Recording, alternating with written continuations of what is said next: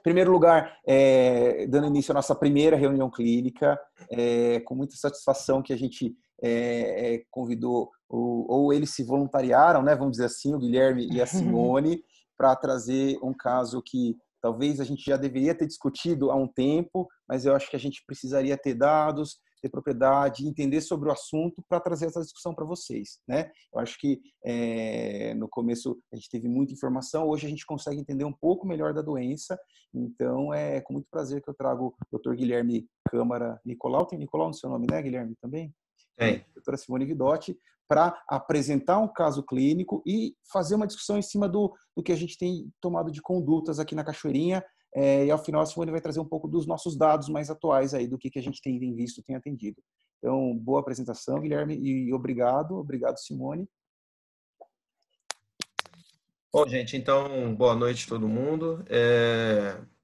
A gente resolveu trazer esse caso, na verdade, Simone me convidou, para a gente ter um modelo de caso clínico sobre Covid, para a gente ter um modelo a seguir na maternidade, né? Foi um caso que aconteceu há cerca de 30 dias, mais ou menos, e cada vez se tornando mais atual a necessidade de mesmo especialista da ginecologia obstetrícia estar atualizado quanto ao manejo dos casos de Covid, né? Contextualizando, nós estamos hoje com 40 mil mortes no Brasil por Covid-19 e um quarto delas dentro do estado de São Paulo. E se você for ver dentro do município de São Paulo por bairros, ali a região onde a maternidade fica, ela realmente tem uma quantidade maior de casos, né? Então, esse caso aconteceu no dia 11 de maio, por volta das 13h30. TCSA de 22 anos, uma primigesta de 27 semanas e 5 dias, previamente sem comorbidades, ela deu entrada no nosso pronto-socorro com a seguinte queixa. Ela tinha cefaleia, mialgia, tosse, coriza, vômitos, agostia e anosmia, que seria a ausência de capacidade de sentir gostos e cheiros, né, odores, e ela tinha uma febre ferida de 38,7 graus há 12 dias. Então, um caso mais marcante do que esse, assim, mais modelo do que esse, é difícil de encontrar, né? Você tem alguns casos de Covid hoje em dia que eles ficam mais com a parte de mialgia e febre, e outros que acabam tendo febre e anosmia. Essa paciente tinha quase tudo. E, fora esses sintomas dela estavam bastante sugestivos já, tanto pela localização onde ela estava inserida, quanto pela miríade de sinais e sintomas que ela estava apresentando, ela também residia com seu marido e os dois já estavam em isolamento domiciliar por conta dos sintomas gripais por parte do marido, né? Então já estava naquele isolamento, embora ele não tivesse sido testado, ok?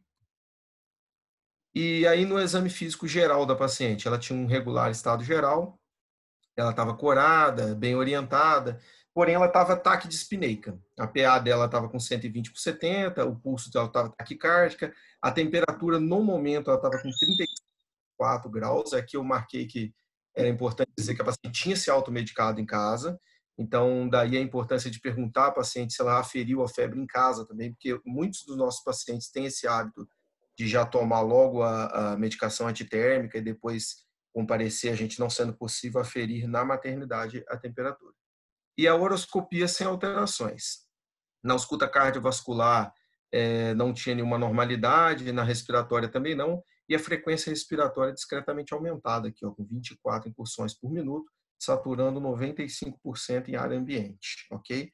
Então aqui essa paciente ela já tinha, pelo nosso fluxograma, que eu vou mostrar ali na frente, alguns dos critérios diagnósticos, que seria febre, mais um daqueles sintomas que estavam descritos ali previamente, pelo menos um, ela tinha quase todos, e ela tem critérios de limítrofes de gravidade nesse primeiro momento, né? Se ela tivesse uma frequência maior do que 24 incursões, uma saturação menor do que 95, ou ainda uma PA sistólica abaixo do patamar de 90 milímetros de mercúrio, ela já seria considerada uma paciente com sinais de gravidade. Ok? Então, do exame físico obstétrico, uma paciente que não tinha nenhuma alteração, uma evolução de gestação normal aqui. E o que a gente fez para ela? De início, nós fizemos monitorização oxemodinâmica contínua, então, na época, a gente ainda não tinha, na maternidade, separado o pronto-socorro no PS Covid e o PSGO, como é hoje em dia. A gente utilizava a sala 4 como uma espécie de isolamento, e lá a gente manteve a paciente em decúbito, com monitorização oxemodinâmica e oxigênio de rede, né? Suplementação de O2 a 3 litros por minuto. Foram solicitadas radiografia de tórax, hemograma, TGO, TGP, toda esses exames que estão aqui demonstrados em tela, que fazem parte do nosso fluxograma de rastreio de gravidade, né? Quando a paciente não tem os sinais clínicos de gravidade, mas ela pode ter exames alterados já.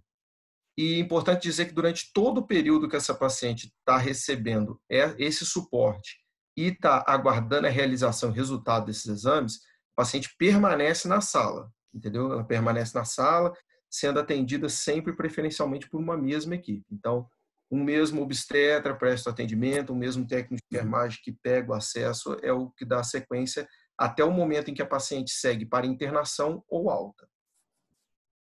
E aqui o resultado da radiografia de tórax da paciente.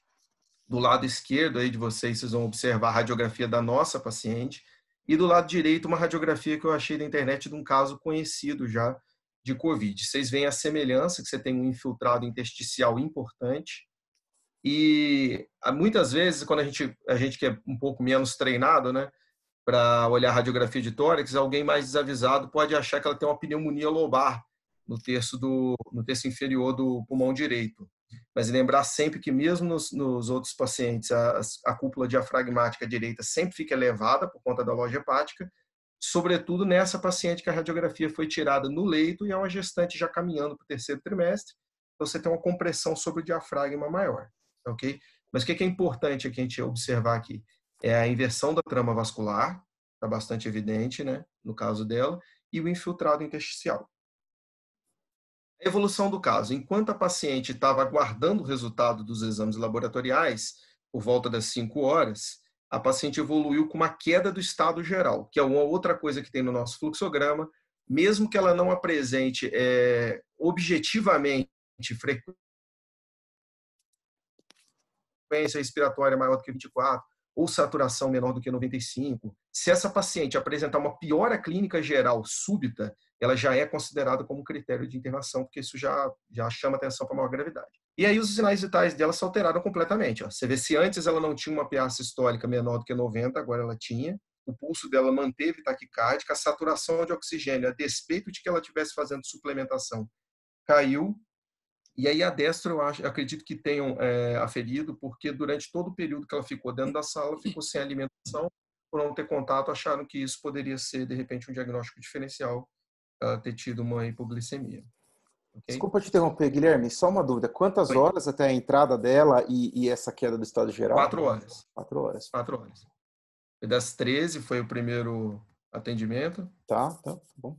30. Foi rápido, foi bem súbito. E aí, prontamente, o que a gente fez de conduta para ela, né? Que é uma conduta geral também, que eu acho que não chama atenção nenhuma novidade. O paciente teve uma hipotensão com taquicardia, então foram administrados imediatamente 1.000 ml de solução cristalóide, que é para poder fazer a compensação hemodinâmica dessa paciente. E frente ao agravamento do quadro, foi optado pela internação da paciente sob a hipótese de choque séptico de foco pulmonar. E a gente não tinha como fechar o diagnóstico etiológico como COVID. Na maternidade, a gente não tem tomografia, que seria uma forma de ver o padrão de vidro fosco para poder chamar atenção para a COVID, e o PCR também demoraria. Então, a gente interna primeiro sempre sem ter a confirmação diagnóstica. Então, uma coisa que a gente não pode ter em mente é aguardar a confirmação diagnóstica para fazer a internação dessa paciente, que essa paciente está mal. Então, essa paciente, mesmo que ela não fosse COVID, ela teria que internar de alguma forma para ter esse suporte. E uma outra coisa para chamar a atenção que tem causado muita confusão nos meus colegas, e a gente fica mesmo confuso com toda essa história, é evitar usar o termo rotina COVID. Não existe uma rotina COVID. Então, você pega um paciente que tem uma saturação em ar ambiente maior do que 95, uma frequência respiratória normal, não tem nenhum benefício você pedir, por exemplo, uma gasometria arterial dessa paciente. Não vai trazer nada de novo para você, né? Essa paciente não tem uma descompensação gasométrica. Então, sempre se atentar aos critérios de gravidade. O fluxograma do manejo, só para mostrar como foram feitas as coisas.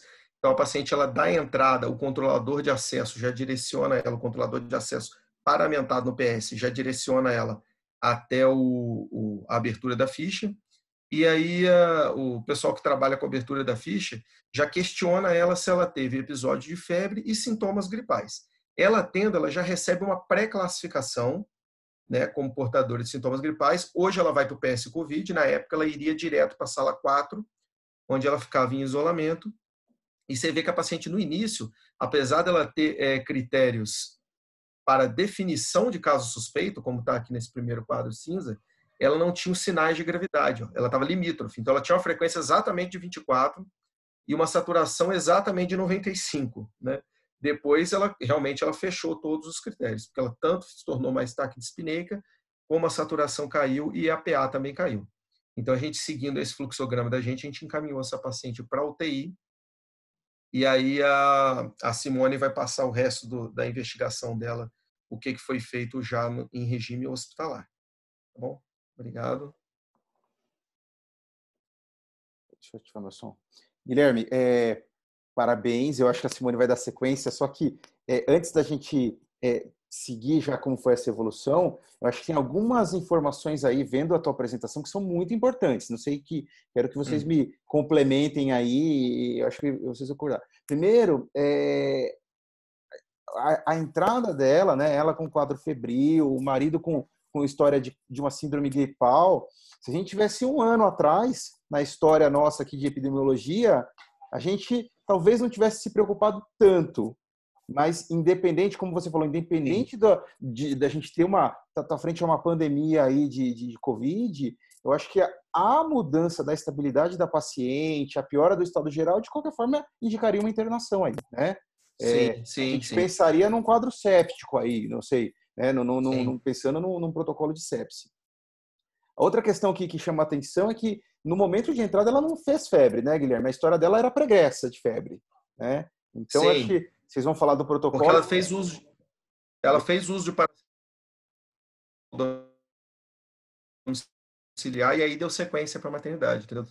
Isso é importante, até porque a gente vê muito, e eu não sei se não querendo entrar na discussão, mas a gente tem visto tanto em outros locais, como a entrada, como a febre, como o motivo de triagem de algumas pacientes, né? Então a gente vai entrar em algum prédio comercial, medida da temperatura. A gente vai no aeroporto, sei lá o que, quem tiver ido viajar, medida da temperatura. E talvez a gente sabe que esse não é o melhor parâmetro de triagem, né, Simone? Não sei, você que está mais por dentro aí, talvez vai me corrigir aí mais para frente. Bom, e só para...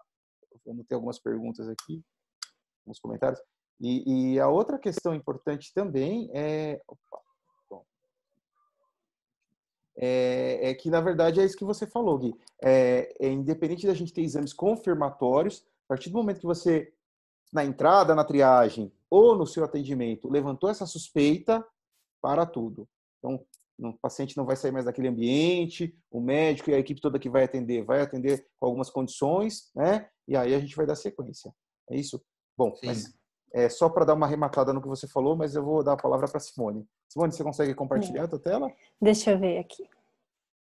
Eu falei muito fora do que a gente está pensando, mas são informações que você falou aí, Gui, que são importantes para todos, né? Acho que nesse fluxograma de entrada. Olha aí. Tá dando para ver? Tá ótimo, Simone, tá ótimo. Tá. Deixa eu pôr aqui. Não dei nenhum spoiler do que você vai falar, né? Desculpa, viu? Não, tranquilo. Não tem jeito, né? Vem de encontro. Eu só coloquei para começar, algumas perguntas disparadoras, porque é onde geralmente a gente acaba vendo mais dúvidas, né? Do pessoal da equipe, tanto do pronto-socorro como do CO, porque o CO, às vezes, encontra alguma paciente com sintomas e aí eles falam, e agora, né? Ela é Covid, não é Covid? Eu isolo, não isolo? Que exame que eu peço? Eu entro com todos os remédios ou não? Então, eu coloquei essas perguntas disparadoras exatamente para a gente ficar na cabeça e usar a habilidade que a gente mais tem, né? Que é a habilidade da gente conversar, escutar e examinar a paciente. Em cima disso, a gente ter uma decisão. E o protocolo, ele vem nesses momentos como um geral, uma patologia nova em que a gente está aprendendo, e para a gente não esquecer algumas coisas, mas a história e a clínica e o exame da paciente, eles vão ser decisivos para a gente estabelecer essas condutas, né? Então, coloquei aqui, né, quais são os sinais e sintomas sugestivos de suspeita de Covid. Eu acho que o Guilherme falou muito bem ali, né? Ele acabou mostrando para a gente o fluxo, e esses acabam sendo já mais clássicos para a gente. O que o Enoque falou em relação à febre é uma situação em que a gente está vivenciando no isolamento, porque, sinceramente, essa paciente, ela teve um pico febril, ela chegou a 37,9, eu vou mostrar, e teve mais uma com febre.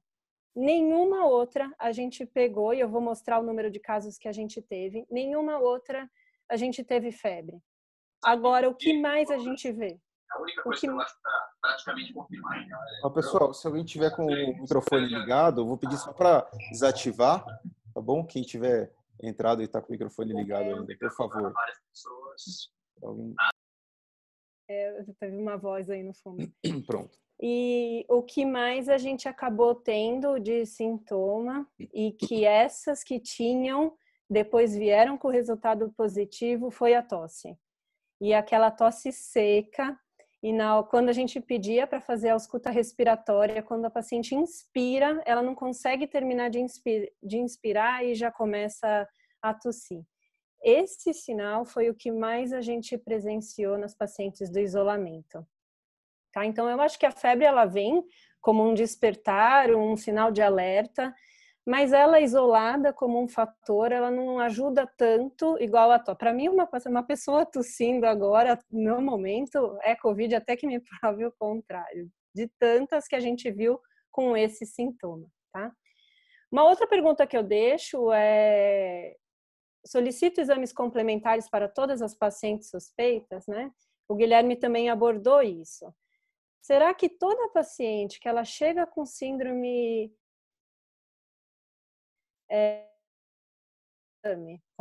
com raio-x, gasometria, dedímero, né? Será que é toda paciente? Quais são os critérios para a gente internar essa paciente? E os antibióticos, né? A gente prescreve para todas as pacientes antibiótico? Ô Gui, você quer complementar com o que foi prescrito para a paciente? Você lembra? É que, na verdade, quando ela subiu para a gente, ela já subiu direto para o regime de internação em UTI. Nesse momento, o que ela tinha de prescrição do PS tinha sido só para estabilização hemodinâmica. A paciente teve aquela queda, né? Teve aquela taquicardia numa tentativa de compensar essa queda da PA sistólica, e ela chegou a perder a consciência. Isso foi muito marcante para mim. Chegou a perder a consciência depois que a gente infundiu 1.000 ml de cristalóide, tão logo ela recuperou a consciência, ela foi direto para a UTI. Então, eu não sei exatamente o que foi proposto para ela de terapêutica específica. Tá. Esse daqui fica um tópico para a gente abordar daqui a pouquinho, porque foi uma mudança das diretrizes do Ministério nesse decorrer, né? Então, a gente já fala aqui. E aí, sem dar spoiler de novo, né? Se até entra numa discussão que a gente não vai fazer essa discussão hoje, mas entra... Não, por favor. Não? Então tá bom, não vou falar. Não, pode falar. A gente não vai falar dela nunca mais. Então, eu já até sei que você vai falar. Não é essa opinião que eu ia falar, na verdade era outra. Do que a gente está conversando, eu sei que está caminhando aí a questão do protocolo de sepse, né? Uma paciente que chega no pronto-socorro, com queixa de febre, instabilidade clínica, e talvez nesse momento, no tempo de entrada dela, o antibiótico talvez seja importante, né? Mas isso é outra discussão que a gente vai ter provavelmente nas próximas semanas aí, né? Mas aqui você vê, Noque, que a equipe fez o diagnóstico de choque séptico, né? Sim. A equipe fez o diagnóstico. Como ela tinha repercussão hemodinâmica, eles entraram, porque não é toda paciente com choque que você precisa dar séptico, né? Que você precisa dar volume, mas como ela tinha repercussão de hipovolemia, eles entraram com Ringer.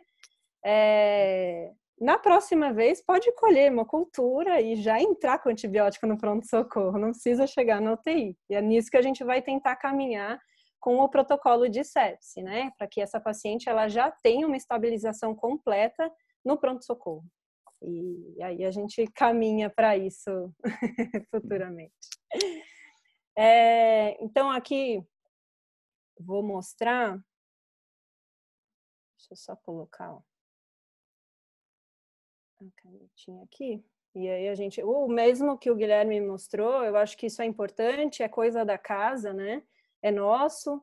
Então, é importante que todo mundo saiba, reconheça e que trabalhe para que isso aqui seja difundido dentro da nossa casa, né?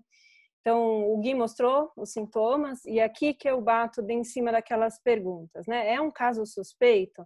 Então, se ele é suspeito, o que acaba ajudando a gente é o outro parâmetro da saturação. Difícil essa paciente, porque realmente ela está bem no limite. E aí vai a nossa experiência, o nosso conhecimento de, ela está no limite, então ela não é?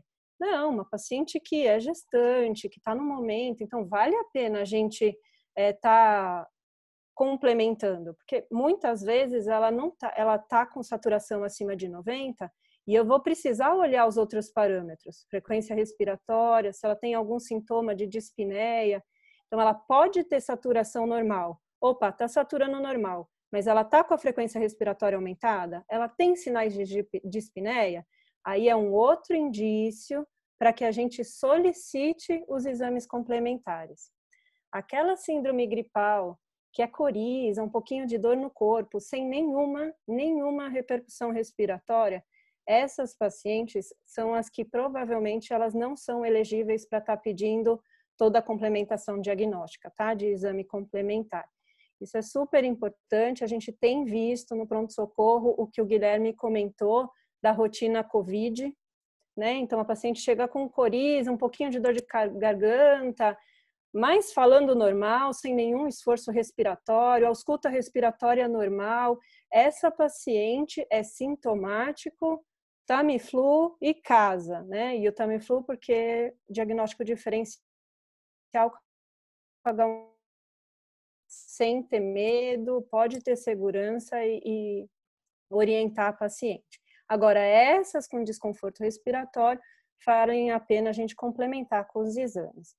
E estar sempre atento com os sinais de gravidade da paciente, né? Esse caso é muito bonito porque a paciente apresentou os quadros de gravidade, a equipe reconheceu, foi discutir o caso na UTI, a nossa UTI aceitou, né?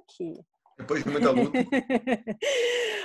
Precisou rolar um charme, mas aceitaram, e aí a paciente foi lá. E teve a monitorização, tá? Então, acho que esse primeiro segmento aqui é super importante. E aí, a gente tem aqui também no nosso fluxograma as medicações. E aqui até tá a hemocultura, ó, quando a paciente chega com um quadro um pouquinho mais assim igual essa, da gente pedir hemocultura, ela vai ajudar muito para a gente a fazer o diagnóstico diferencial com outras patologias um pouquinho no segmento dela, tá? A gente teve paciente em que a gente estava na dúvida, será que o foco é, ainda mais gestante, né? Será que o foco é pulmonar ou ela está com uma pielonefrite? E a gente ficou correndo com os dois diagnósticos um tempo, deu uns 4, 5 dias para a gente conseguir. Aí, quando a urocultura dela chegou positiva, e lá na frente o Covid veio negativo, aí a gente ficou, não, era pielonefrite mesmo, tá? Então, a hemocultura, ela pode ajudar no segmento. E aí, a prescrição sugerida que a gente tem, né? E isso também o Ministério da Saúde, ele tem pedido muito para a gente individualizar os casos. Se a paciente tiver repercussão pulmonar, aí sim a gente entrar com a ceftriaxona e o azitromicina. Aquelas pacientes que você não vê foco pulmonar, você está autorizado a não prescrever a ceftriaxona, tá? Isso é coisa da última recomendação do Ministério. O Tamiflu a gente prescreve para fazer o diagnóstico diferencial com H1N1. A partir do momento que sai o resultado de COVID detectável, a gente suspende o Tamiflu. Então, aqui está importante. E não esquecer, principalmente nas gestantes que estão mais próximas do termo, de solicitar HIV, VD, tipagem, né? Porque pode ser que essa paciente ela precise ter alguma conduta obstétrica, então é importante já na entrada a gente pedir esses exames. Aí aqui eu vou dar seguimento para o que foi da paciente na internação. Então a paciente ela foi admitida na UTI às 19h20, essa é a evolução da intensivista, que ela colocou a pressão 10/6, frequência de 118, eu não entendi o que é DVA, se alguém souber, eu não sei o que é. Ela estava descrito como algo taquipneica, com catéter de 3 litros por 3 litros por minuto, na saturação de 99. Foi passado sonda de demora nela e estava com ceftriaxona, azitromicina e o Tamiflu, azatamivir. Então, ela introduziu enoxiparina na paciente e ficou aguardando o resultado dos exames. Às 23h30, a paciente estava estável, sem queixas, os exames laboratoriais eles chegaram, eles estavam todos normais. Eu não coloquei de novo, Gui, que eu achei que você ia ter colocado, mas estavam todos normais, hemograma, tinha um leuco normal, mas com desvio. E PCR de 69, o paciente estava consciente, orientada, estável, com saturação de 95, 3 litros, com catéter 3 litros por minuto. Oi? Desculpa te interromper. Esse DVA, eu acredito que seja droga vasoativa. Boa. Tem uso de droga vasoativa. É isso aí. Obrigada.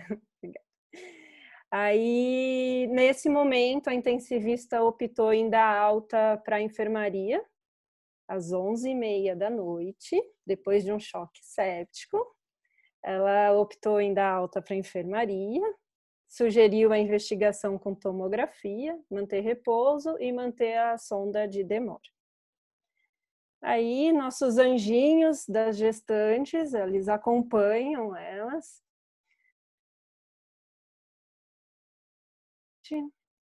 Daí, nesse momento, ela estava com ceftriaxona, Tamiflu, azitromicina, enoxiparina e metilprednisolona. Entraram também com a metilprednisolona na UTI. Reparem que essas duas drogas aqui, elas não estão no nosso fluxograma, né? Mas eles acabaram entrando para a paciente. A paciente falou que tinha referido uma melhora da falta de ar e da tosse, estava com os controles mantendo 11/6 de PA, um pulso entre 75, estava com catéter 3 litros por minuto, saturando 99 e com débito urinário de 80 ml. No exame físico, ela tinha redução do murmúrio em base pulmonar, principalmente à direita, e os demais de exame físico normal.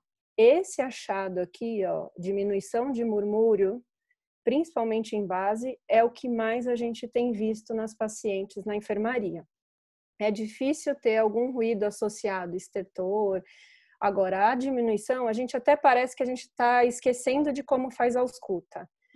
Você fala, eu estou ficando surda, porque você não escuta nada. É como se não tivesse pulmão ali. É essa sensação que a gente tem, tá? Então, e ela tinha isso. Aqui, só para mostrar para vocês, é como a gente faz a evolução das pacientes lá no isolamento, tá? Elas têm uma ficha em que a gente anota as queixas, os controles, as medicações e os exames. E os exames também a gente vai solicitando conforme a gravidade da paciente. Então, não é todo dia e não são todos os exames que a gente acaba pedindo. Como conduta da paciente, a gente estava esperando a tomografia. E aí, aqui também vale a pena a gente conversar das solicitações da tomografia. Também não é para toda paciente em que a gente pede tomografia. A gente pede só para as pacientes que têm uma saturação abaixo de 95 ou que elas tenham algum desconforto respiratório, tá? A tomografia, elas entram para a gente tentar fazer diagnóstico diferencial, como a gente teve com 2 tuberculoses durante esse tempo. As pacientes chegaram com desconforto respiratório. Quando a gente fez a tomografia, era um derrame gigante que a paciente tinha. E aí, investigando, era uma tuberculose pleural do diagnóstico das pacientes. Então, a gente manteve o catéter, 3 litros por minuto, retirou a sonda, suspendemos o corticoide, a gente não tem evidência científica para ficar mantendo o metilprednisolona, muito menos da maneira que foi passado, né? O que falam é para fazer pulsos de corticoide terapia e não de horário.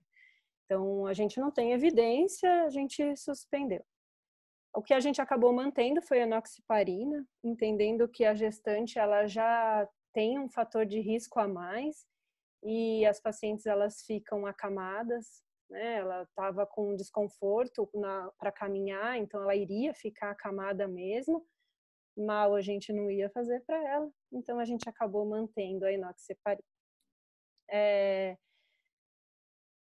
A clínica ela tem evoluído com a gente, que é a Ana Paula, então de manhã eu evoluo junto com os residentes, são os R2 que passam na enfermaria com a gente, e à tarde a Ana Paula, que é da clínica, ela passa também avaliando. Então as pacientes do isolamento, elas acabam tendo 2 avaliações diárias.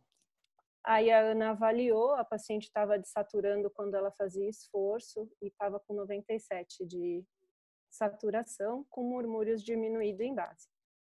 A gente ficou aguardando a tomo e aí via CROSS, essas tomografias a gente consegue, com a ajuda da equipe do CROSS, preenchemos uma ficha que tem os dados principais das pacientes e principalmente cintura abdominal nas gestantes, porque tem que ver a máquina que entra, né? Então a cintura abdominal é importante.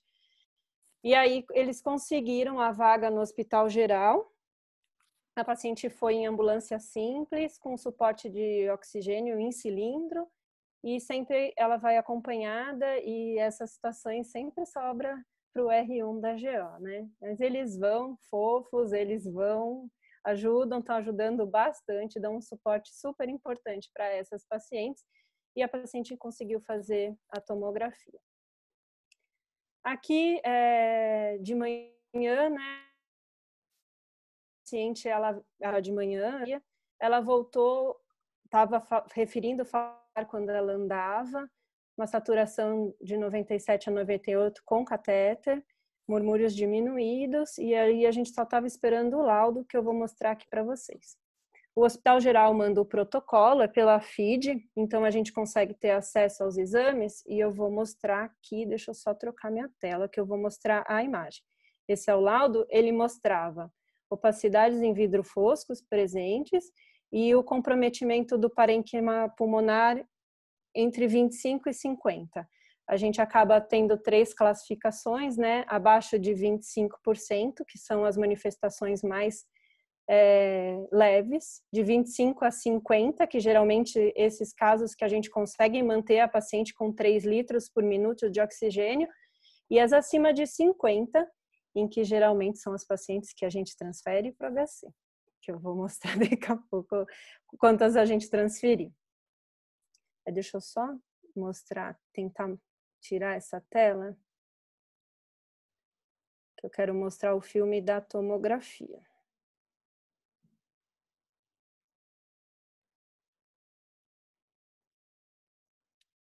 Tudo bem, Enoque? Enquanto eu troco aqui, quer falar alguma coisa? Quero, nossa, eu acho que assim, uma questão importante, que eu acho que todo mundo que está acompanhando deve estar pensando, que conforme a gente vai vendo a apresentação do caso, vão surgindo algumas dúvidas, né? Eu acho que toda semana a gente recebe algum link, algum convite para uma aula sobre Covid, né?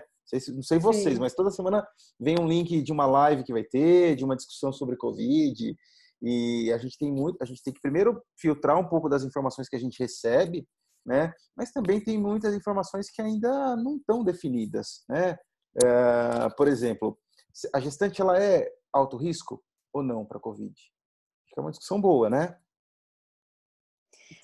Os protocolos, né? No começo não era, daí evoluiu um pouquinho, e aí eles acabaram entrando como gestante o risco, né? Isso mostra nos protocolos, enfim. Mas eu fico com o pezinho atrás, viu? Porque as nossas gestantes, a evolução que elas estão tendo não é de quem tem risco, é de quem está protegida. É de quem tem uma proteção ali, não sei como, mas é de quem está protegida. A paciente que foi transferida, a última, a gente olhava a tomografia dela e você ficava caçando uma parte de pulmão. Você fala, como assim essa paciente está respirando com suporte, mas sem estar entubada?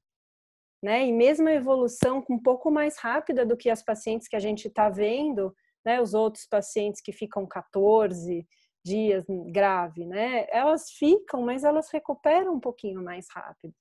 Então, não sei. O que a gente tem hoje é que realmente elas são de risco.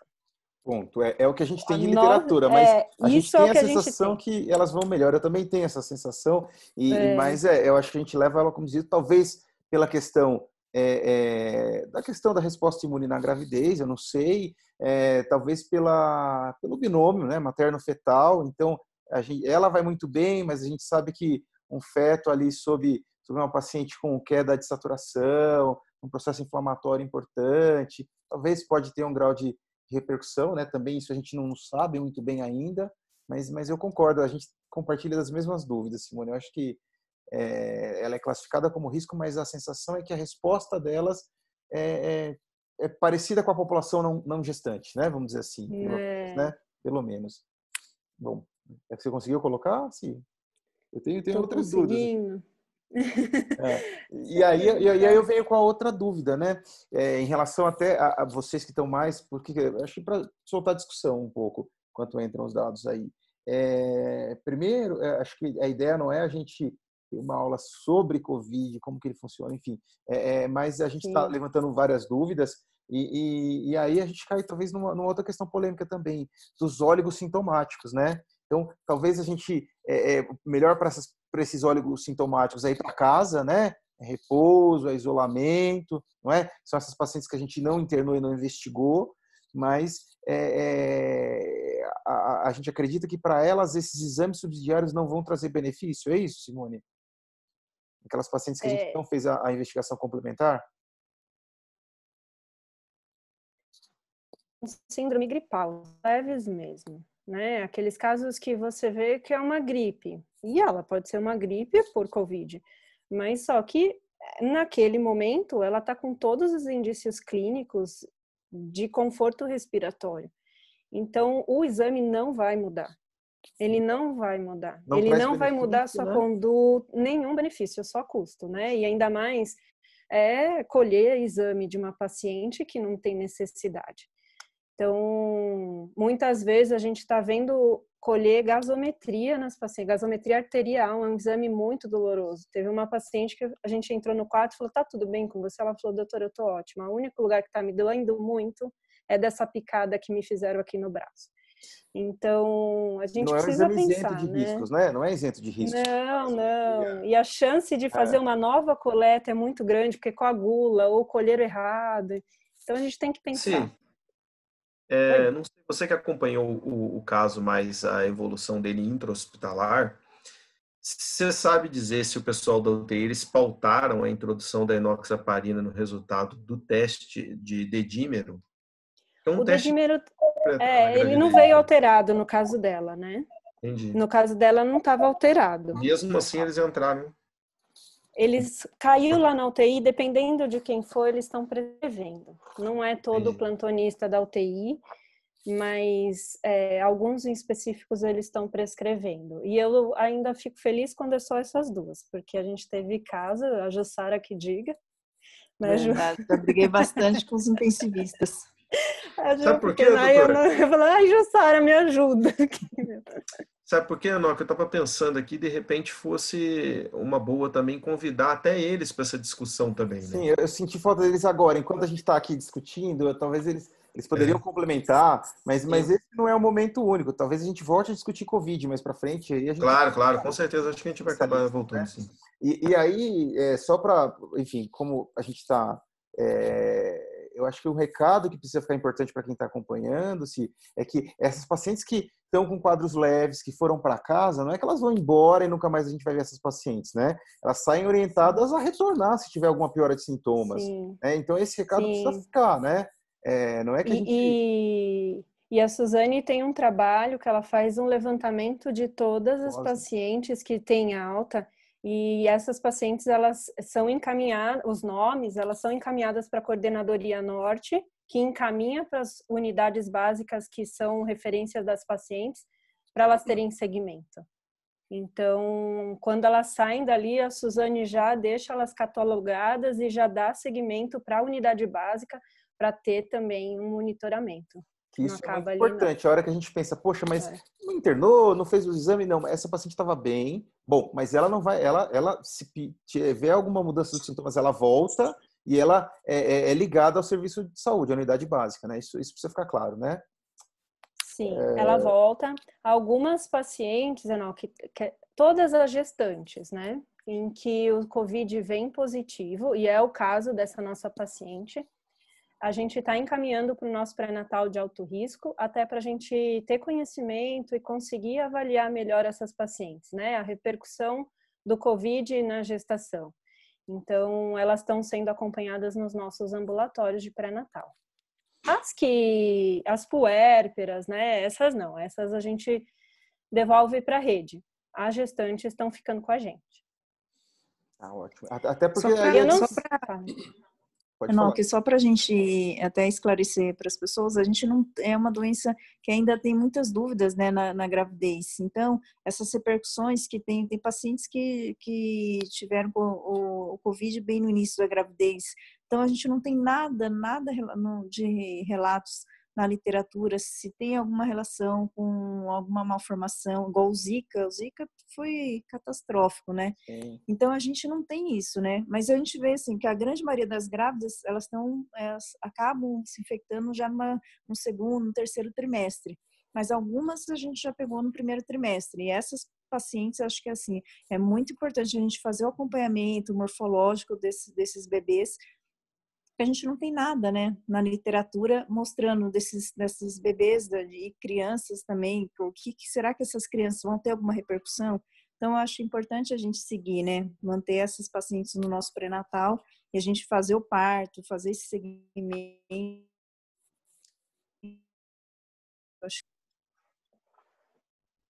E elas ficam super felizes, né? Elas acham ótimo ir pro Cachoeirinha. Ficam bem felizes. Desculpa, gente, eu testei várias vezes, eu não sei porque não está correndo o filme. Vocês estão vendo a minha tela de novo? Sim, a sua tela sim. Então, o filme da tomografia não está rodando, desculpa, gente, não sei o que aconteceu. Aqui, ó, paciente no quarto dia, então, na tomografia dessa paciente foi visto vidro fosco com acometimento de entre 25% a 50% do parênquima, tá? Então, a paciente no quarto dia de internação, ela referiu melhora da falta de ar quando andava no quarto. Ela chegou a ter uma temperatura de 37,9 nos controles da noite, saturando bem, 100% com o catéter, com os ruídos diminuídos, esses aqui demoram muito, e chegou o resultado do COVID dela, que veio como detectado, tá? No quarto dia a gente teve.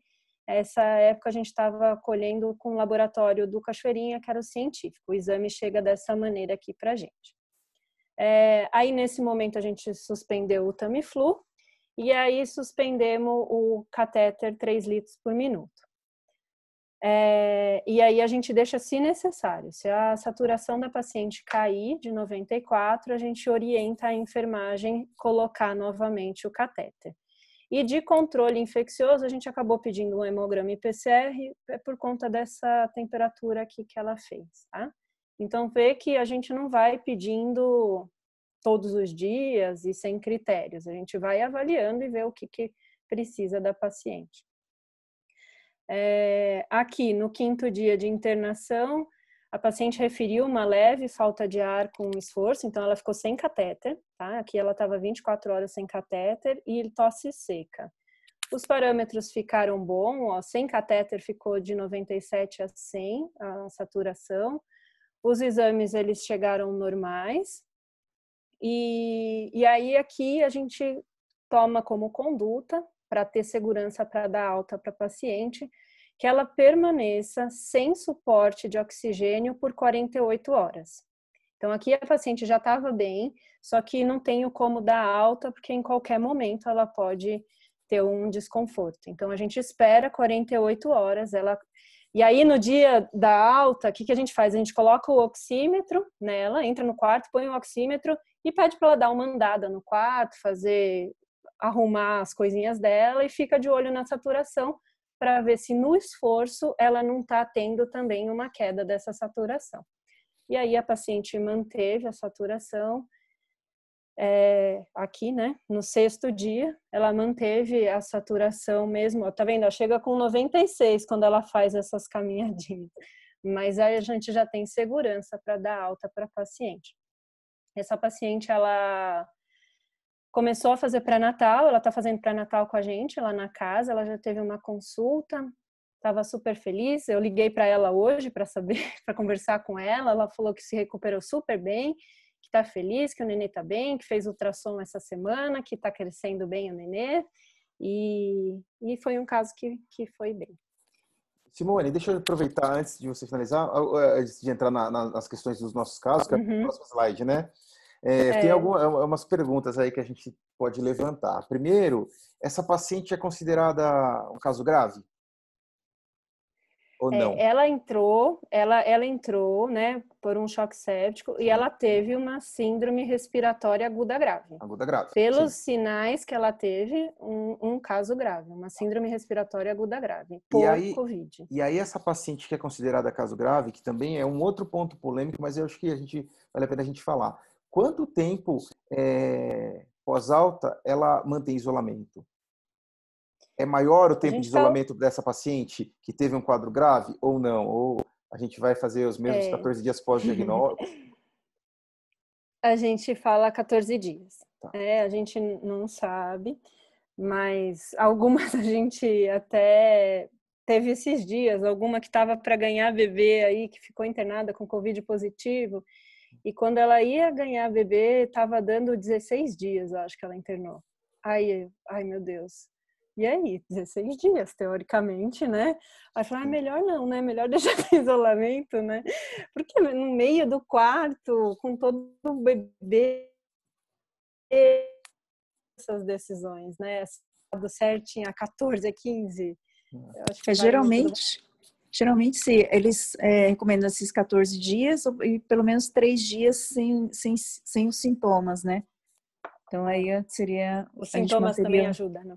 Não, eu estou perguntando pelo menos porque 3 dias sem sintomas. dependendo, eu já vi algumas literaturas diferentes e tem literatura que fala, não sei se vocês viram, que quando o quadro é mais grave, a gente tem que fazer um isolamento mais tempo, às vezes alguns falam até de 21 dias, e é uma dúvida, na verdade. Eu acho que a gente não tem essa resposta, qual que é a melhor conduta, mas eu acho que, a princípio, a maioria dos estudos fala de 14 dias mesmo, é isso que vocês estão falando, né? Outra dúvida, Simone, frente a esse caso, vocês que estão chefiando aí a condução desses casos, o PCR positivo que veio para essa paciente em específico, com todas as condutas que vocês já tinham tomado, se esse PCR, por exemplo, se ele atrasasse para chegar, se a gente tivesse um PCR inconclusivo, ou, enfim, eu acho que hoje em dia está demorando mais tempo que os 4 dias, não é isso? Ou estou errado? Ou não, ainda está com 4 dias? Não, tá isso aí. Agora a gente estava com os exames indo para Adolfo Lutz, né? Porque trocou de científica para não tem problema. Não, para FIP, para FIP. E aí a gente ficou uns dias indo para Adolfo Lutz. O Adolfo Lutz estava muito rápido agora. Ótimo, essas últimas que a gente teve no final de semana chegou em 3, 4 dias também. Tá. Mas meu comentário, na verdade, no sentido de que, assim, com toda a condução do caso, que foi excepcional a condução desse caso, e a evolução foi muito boa, eu acho que se a gente não tivesse esse resultado, ou se ele demorasse mais tempo para sair, eu acho que não mudaria nenhuma das condutas que foram tomadas, não é isso? Não, isso. Ela foi atendida como uma síndrome gripal, a gente não tinha o PCR de entrada, ele demorou 4 dias para sair, talvez pudesse ter demorado mais tempo, mas eu acho que não mudaria o segmento, né? É isso, né? O recado. A paciente, ela tinha muitos sinais, né? História de ter sido contactuante com caso de Covid, então não tem dúvida. O o PCR, ele chega só para aquilo. Eu falei Que era, tá já vendo? sabia, né? Eu falei que era, mas não é para ter dúvida. Diante de um quadro clínico desse e da história da paciente, não é para ter dúvida que é um COVID. E o PCR, se chegasse não detectável, eram os casos que eram falso negativo. E aí, o que a Si falou, a gente está diante de um quadro de síndrome respiratória aguda grave e que o tratamento, a condução do caso diante da descompensação que ela teve não ia ser diferente se ela tivesse, por exemplo, com H1N1. Não importa muito, a etiologia não faria tanta diferença. Então, em que pese que você não tenha RT-PCR ou que você não tenha tomo, não faz diferença. É um caso respiratório agudo grave e ele vai ter que tomar as medidas de suporte, na verdade, importam mais do que o diagnóstico específico num primeiro momento. Eu acho que a gente tem alguns recados que essa aula está dando para todo mundo, né? Mas eu acho que esse recado é importante, né? A gente nem vai adiar uma conduta de suporte clínico, como você falou, nem adiar uma internação, ou mesmo, enfim, mudança de antibiótico, se tiver que ser realizada a mudança, ou se ela teve uma piora e vai precisar de um exame subsidiário, né, Simone? Eu acho que esse é um recado importante, né? Essa primeira assistência, né, ela faz muita diferença, né, e você ter essa autonomia e segurança para você dar esse segmento é fundamental, né, e isso do que a equipe do pronto-socorro fez, né, de chegar no diagnóstico, perceber o que ela está grave e saber o local de encaminhar essa paciente. É essa segurança que tem que ter, é uma paciente de UTI, não é uma paciente de enfermaria, né? Ela precisa da UTI, ela chegou a chocar, a gente viu os dados clínicos de choque. Então, essa paciente, ela precisa de monitoramento, de um suporte rigoroso ali. É que as nossas têm uns anjinhos que moram lá no isolamento com a gente. Bom, não vou te atrapalhar mais, pode seguir. Não, tranquilo. Aí eu só vou mostrar, é rápido, tá? São 3 tabelinhas que eu tentei resumir aqui, um pouquinho que a gente teve esses dias. Depois, quando sair um trabalho mesmo, aí a gente mostra mais dados. Então, o que a gente teve... Opa, não pula. Aqui o que a gente acabou tendo na enfermaria foram 54 casos no total internada, isso considerando um período de 17 de março 15 foram 54 pacientes. Dessas 54, 31 o exame veio negativo e 23 detectável, pacientes confirmadas, tá? Dessas pacientes, aí aqui também é um dado legal e que reflete muito o que a gente viveu aqui em São Paulo, né?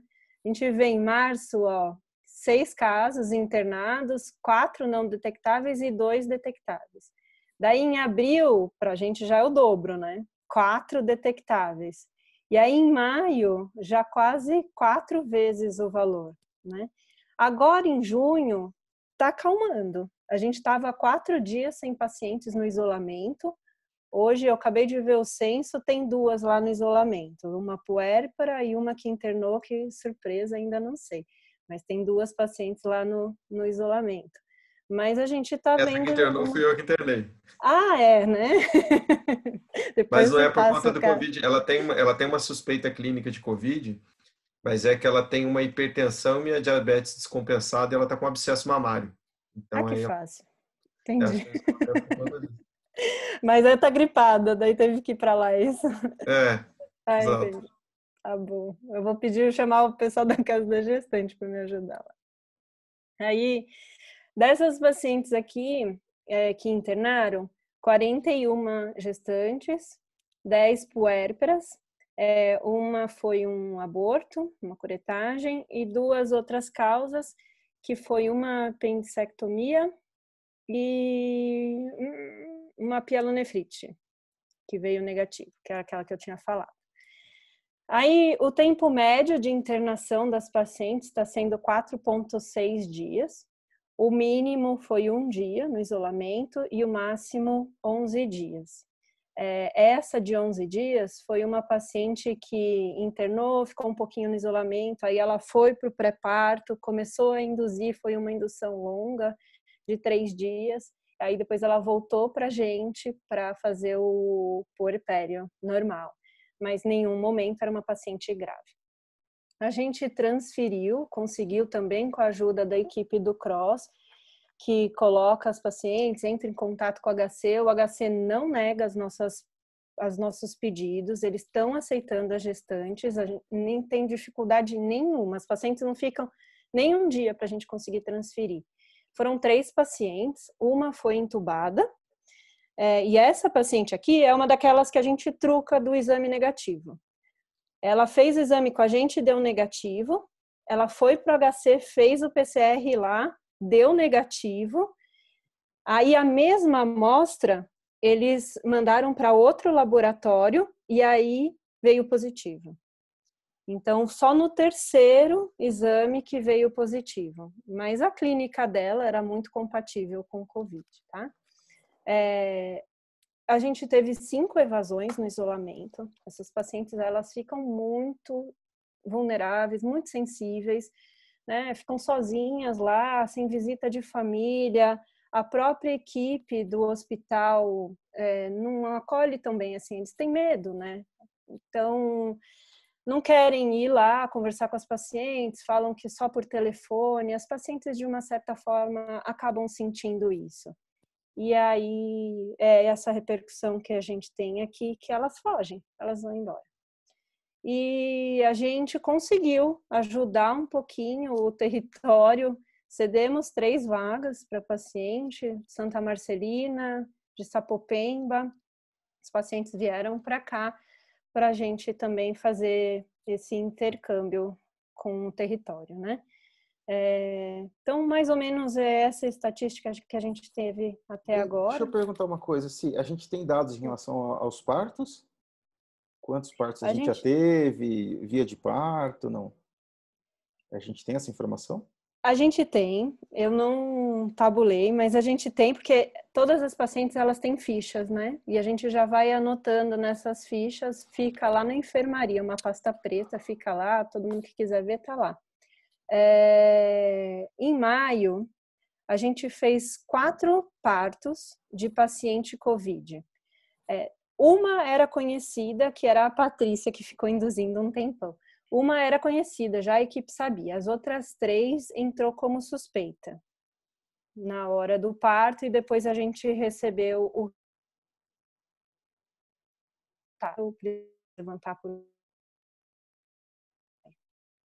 Acho que cortou o finalzinho, eu não consegui escutar. Você repete para mim o final? Acho que eu não escutei. Que foram 4 partos em maio. Tá. Uma paciente, ela já era confirmada, a equipe estava sabendo que era COVID positivo e as outras 3 pacientes eram suspeitas e o resultado chegou depois como positivo, mas foram 4 partos. Tá. E algum parto prematuro, não? Não, essas 4 eram de termo. Todas de termo, né? Tanto que teve 2 que foram... A gente ficou induzindo... A indicação era até obstétrica, né, para resolução, não era nem por conta do Covid, né? Era obstétrica, só que justo nesse período elas estavam gripadas. Eu acho que uma informação importante, eu acho que vocês me complementem se eu estiver pensando diferente, mas primeiro que a literatura mostra que não há diferença ou não há nenhum benefício para essas pacientes por uma cesárea eletiva, né? Então, pensando numa paciente que vai ser exposta ao risco cirúrgico, risco anestésico e tudo, para ela, como em outras condições, é melhor um parto vaginal, né? Um parto normal, né? Em condições melhores. É isso, né? Eu não estou pensando errado, é a literatura que a gente tem visto sobre isso, né? Segunda questão, eu acho que também antecipar o parto também não traz nenhum outro benefício. Eu acho que a questão que pega muito é em questão a segurança da equipe, né? Então, essa paciente, quando ela entra, quando a gente opta por começar uma indução ou uma indução de parto, acho que a equipe tem que estar ciente, preparada, porque o parto dessa paciente, ele tem que ser, a equipe tem que estar toda paramentada, em condições ideais, para que a gente não tenha nenhum atropelamento e aí a gente expõe a equipe, expõe o NEO, expõe o bebê, né, a toda uma situação de risco, né? Eu acho que é bem nesse caminho, né, Simone? É isso. Então, As pacientes que elas têm o COVID positivo ou suspeito, a equipe usa o avental impermeável. A máscara N95, ela acaba entrando, não é obrigatório, porque a N95 é só para quando a gente vai ter a produção de aerosol. Mas só que a gente nunca sabe quando a paciente vai precisar ser entubada ou não. Então, acaba-se, às vezes, usando a N95 por conta disso, tá? Mas a máscara cirúrgica seria suficiente. Não pode ter a circulação de pessoas na sala, então o auxiliar de enfermagem, ele entra na sala e ali ele fica. Tem que ter toda a preparação para que tenha um auxiliar no corredor para que leve as coisas para o ambiente cirúrgico. Tanto que o banho do nenê já fica preparado ali, porque depois que o bebezinho nasce, o protocolo da ANEEL é o clampeamento imediato do cordão, evitar pele a pele com a mãe e o banho imediato. Então, eles já tiram ali e já dão o banho no bebê. A amamentação, ela é normal, é incentivada a amamentação, não tem nenhuma comprovação em que isso possa aumentar o contágio para o bebê.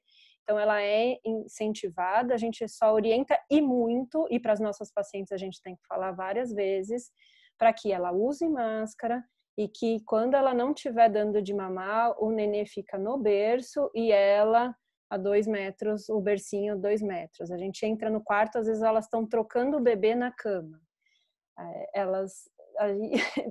É bem difícil o entendimento ali. Então, toda vez falando para as pacientes disso, né?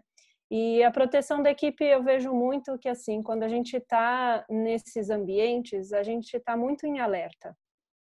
Então, a gente se preocupa muito com a questão da máscara, toda vez lavando a mão, passando álcool gel. Essas situações, elas geram para a gente, para a equipe, um alerta. E acaba protegendo, né? Porque a gente está, eu tenho que me proteger. Lá no isolamento, todos os residentes que passam lá, passam uma semana, doutor, eu vou fazer o teste, eu vou fazer. Eu falei, pode fazer, você não vai, aqui não foi que você pegou. Aí eles fazem, vem negativo, me mandam, comemorando, enfim. Porque lá eles estão em alerta, além de ter eu na orelha enchendo, né, a cabecinha deles, eles estão em alerta, então eles estão preocupados com isso.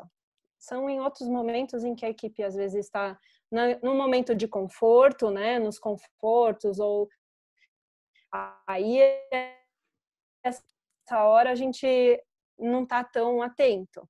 Mas no momento de assistência, quando mais a gente fica preocupado, né? Então, é isso que o pessoal está fazendo. Eu estou falando isso porque, primeiro que a via de parto, eu acho que também precisa ficar clara essa informação, que não traz benefício nesses casos. Mas quando a gente vê na mídia, ou vê algum hospital que postou alguma coisa, sempre aparece um ambiente de uma cesariana, né? Sempre o que a gente teve uma, Enoque, eu acho que foi em abril, a Jussara pode me confirmar isso. Mas a paciente, ela estava com desconforto respiratório, né? Até começou a tentar uma indução na paciente. Sim. Mas conforme as contrações começaram a aumentar, a paciente começou a ter muito desconforto respiratório. Então, isso ia acabar dificultando, né, o trabalho de parto. Então, foi até por isso que acabaram... A gente entra na outra discussão. Os casos graves, será que para os casos graves, ou aqueles casos que estão em ambiente de UTI, eu não sei se para esses casos a conduta talvez seja um pouco diferente em relação, talvez, ao tempo de indução, ou mesmo até de uma resolução mais imediata quando a gente não tem a segurança do bem-estar fetal, né? Acho que essa é uma condição que é importante, né, Simone? Sim, sim. Esse primeiro caso, Noque, que a gente o primeiro caso que a gente transferiu para HC foi um caso bem grave e eles tentaram segurar ao máximo a gestação, ela estava com 31 semanas. Eles decidiram interromper a gravidez por conta da piora clínica da paciente. Então, eles que aí decidiram... a gente, numa gestação com feto viável, a gente aí passa a colocar esse feto em risco, né? Acho que isso eles importante. acharam melhor e a cardiotoco não estava muito boa. Sim. Foi aquela primeira cardiotoco que a gente fez, que a paciente estava entubada, estava sedada, né? E eles também ficaram um pouco angustiados por causa da sedação, o bebê, e saber se a vitalidade do bebê estava preservada ou não. E somada à piora clínica da paciente, eles decidiram interromper a gravidez com 31 semanas. Que eu acho que é uma outra questão que a gente tem que ter clara, né? Então, primeiro, uma paciente com uma síndrome gripal, com Covid positivo, que está estável, um quadro leve, até moderado, essa paciente a gente não vai pensar numa antecipação de parto. Agora, a paciente com um quadro grave, entubada, em ambiente de UTI, numa gestação de terceiro trimestre, essa paciente a gente vai ter que tentar ter uma segurança na vitalidade fetal também para decidir uma conduta, né, Jussara? Eu acho que isso é uma outra questão, né? Sim, com certeza. Acho que se a paciente está estável clinicamente, a conduta, a via de parto é decidida pelo obstetra, né? Não tem por que a gente modificar a via de parto por conta da doença. O paciente está estável, né? Bom, eu acho que falamos muito, né? A programação era para 40 minutos, eu estou vendo aqui no meu reloginho, está dando 1h20. Eu não sei o que você fez com o Zoom, viu, Enoque? Só você que tem esse a mais aí, viu? Eu acho que Toda reunião sua, você ganha um bônus. Eu não sei o que está eu acontecendo. acho que quando a discussão está muito boa, eles deixam a gente continuar, viu, Simone? Tô entendendo. Eu fiz uma frase aqui que eu acho que vai muito do momento em que a equipe está vivendo, né? E uma situação nova, em que a gente está aprendendo junto e que passando por situações difíceis junto, né? Que fala assim: e quando a tempestade passar, na certa, lhe será difícil entender como conseguiu atravessá-la e sobreviver. Aliás, nem saberá com certeza se ela realmente passou. Uma coisa, porém, é certa: ao emergir do outro lado, você não será mais o mesmo de quando entrou. Exatamente esse é o sentido da tempestade. É do Haruki Murakami. Eu acho que vem muito de encontro com o que a gente está vivendo, né? Essa situação é nova, a gente está aprendendo muito, mudando nossa rotina e com certeza isso eu vejo que vai ajudar a gente a encarar mais momentos de desafios, né? Para a clínica, para a equipe e todos crescendo juntos, né? Isso da gente conseguir fazer essa discussão com os nossos casos, com o nosso fluxo, foi o quê? 2 meses. E a gente conseguiu se estruturar, aprender com os nossos casos, ter discussão com o corpo clínico, contando com os residentes junto. Isso, para a gente, é um aprendizado e a gente sai fortalecido dessa situação, né? Isso, para mim,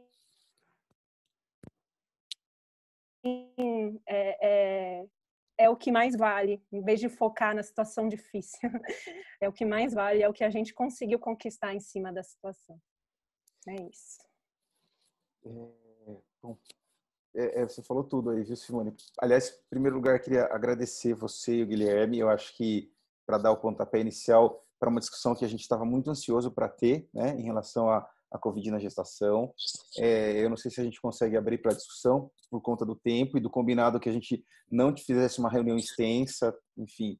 Mas eu acho que a apresentação que vocês fizeram colocou muitos pontos importantes do que a gente tem feito e para quem estava na dúvida, pensar em como a gente está fazendo a nossa atuação dentro da Cachoeirinha, né? E eu acho que deixar claro que a gente tem toda uma preparação, né? Vocês montaram, né? Você, a Jussara e toda a equipe que está junto com vocês, né? Montaram um fluxograma e uma preparação para receber essas pacientes, sabendo das nossas limitações, sabendo até onde a gente consegue ir e quando que a gente vai ter que encaminhar essa paciente, sabendo como que é a nossa entrada, como tem que ser a fluxograma da entrada ali dela no pronto-socorro. Agora a gente tem um espaço separado, mas até então a gente não tinha, enfim, e sabendo como a gente conduzir esses casos. Eu acho que todos esses recados, Simone, foram muito importantes aí, né? Eu não sei se a Jussara, Guilherme querem complementar alguma coisa, mas eu acho que talvez não dê para abrir, a não ser que alguém queira falar alguma questão a mais além deles, né? Acho que não dá para a gente abrir para discussão, mas foi muito importante essa aula aí como pontapé inicial das nossas discussões, né? Quer falar alguma coisa, Ju, Guilherme?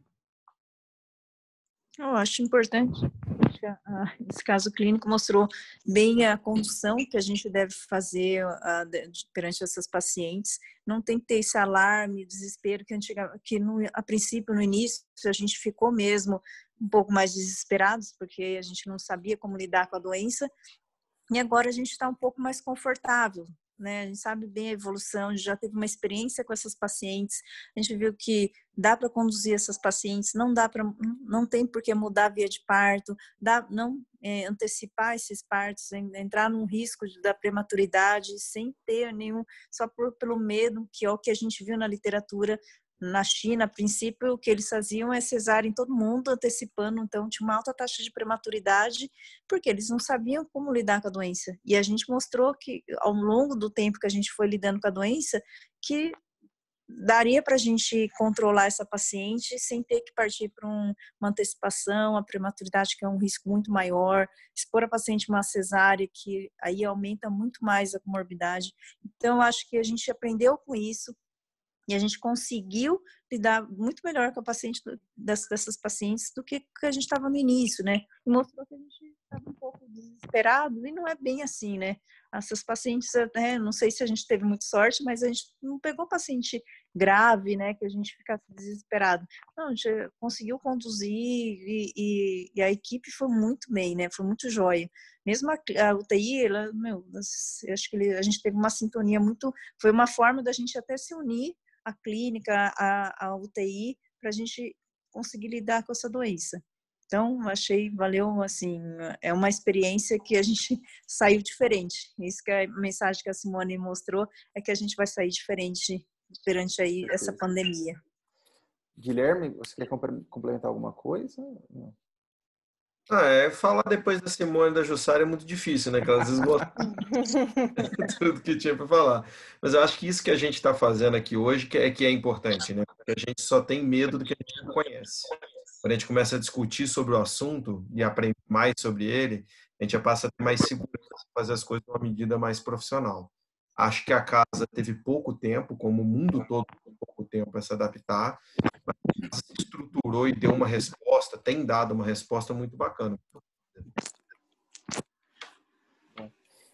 Então, eu vou encerrar, Simone e Guilherme, se vocês não se opuserem, né? Acho que Não.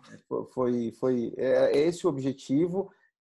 Na verdade, um pouco menos tempo, mas é trazer um caso interessante em que a gente consiga discutir um pouquinho do que a gente está fazendo e do protocolo. Eu não sei vocês, mas assim, até no começo, antes da gente começar a apresentação, eu mostrei o protocolo e a gente não tinha ali dentro dos capítulos, porque aqueles capítulos foram pensados há um ano atrás, quase, um capítulo sobre Covid na gestação, né? E aí eu vou fazer um convite em público, se vocês poderiam escrever e a gente incluir nesse novo manual de diretrizes que a gente está construindo, né? Simone, Guilherme e Sara, acho que cabe, né? Um capítulo, apesar de ser muito recente, e a gente não sabe como vai estar daqui 6 meses, 1 ano, eu acho que é importante a gente tanto trazer o que a gente está fazendo com a experiência. Segundo pedido, é que eu acho que podia ser compartilhado mais uma vez o nosso fluxograma de conduta nesses casos, né?